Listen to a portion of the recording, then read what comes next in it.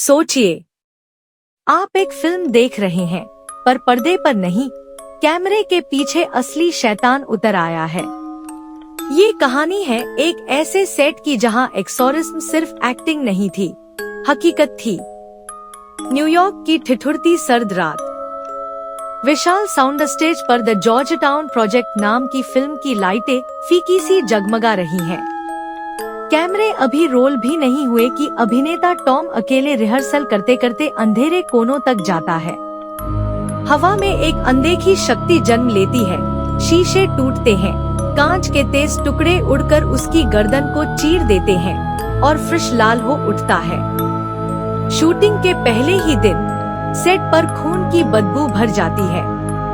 अगली सुबह director Peter को नया हीरो चाहिए। उसकी नजर पड़ती है एंथनी मिलर, रसल क्रोव पर, ऑस्कर नॉमिनी, पर शराब और ड्रग्स से करियर तबाह। टोनी पिछले कुछ महीने रिहैब में रहा है, पर अंदर के घाव अभी रिश्ते हैं। यही असली दर्द पीटर कैमरे में कैद करना चाहता है। टोनी की 16 साल की बेटी ली, रायन सिम्पकिंस, स्कूल से सस्पेंड है। माँ की मौत का गुस्सा उसने जिंदगी से निकाल दिया है। पर जब पिता को काम मिलता है, ली उसकी पर्सनल असिस्टेंट बनकर सेट पर जा पहुंचती है। न चाहते हुए भी दोनों एक दूसरे के शीशे में अपना दर्द देखने लगते हैं। पीटर की फिल्म में टोनी को वही किरदार मिला है, फादर आर्लिंगटन, जो एक शैतानी आत्मा से लड़ता है।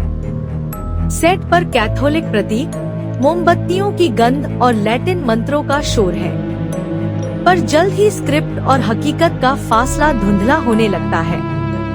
टोनी रात को रोल की प्रैक्टिस करते करते लैटिन में अनजाने नाम बुदबुदाता है, मोलेक। टोनी की जगह भरने आए सह-अभिनेता जो को लाइट टेस्ट के वक्त अकेला छोड़ दिया जाता है। अंधेरी दीवार में अपना ही अक्स देखने पर वह घबराता है। अचानक वही शीशा टूटता है, कांच उसके गले को उसी तरह छेद देता है जैसे टॉम के साथ हुआ था। अब पूरी यूनिट समझ जाती है, यह कोई एक्सीडेंट नहीं, किसी दानवी सत्ता का पैटर्न है।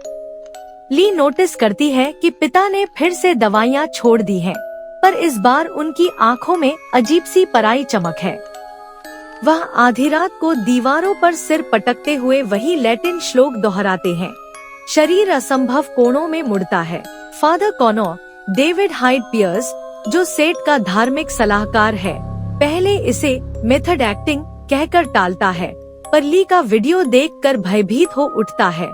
टोनी जो मंत्र पढ़ रहा है वह मोलेक नाम के बच्चेभक्षी दानव को बुलाता है। पीटर ड्रामा बढ़ाने के लिए एक्सोरिज्म सीन को लाइव वन टेकर शूट करना चाहता है। कैमरों के सामने टोनी को बांधा जाता है और तभी उनका शरीर बगैर रस्सियों के हवा में उठ जाता है। लाइटें फटने लगती हैं, सेट के क्रॉस उल्टे झूलते हैं। फादर कॉनोर घबराकर असली अनुष्ठान शुरू कर देता है।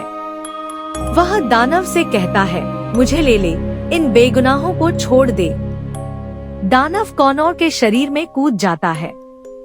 ली रोती रोती पिता को याद दिलाती है, ये फिल्म नहीं पापा, ये हमारी रूह की लड़ाई है।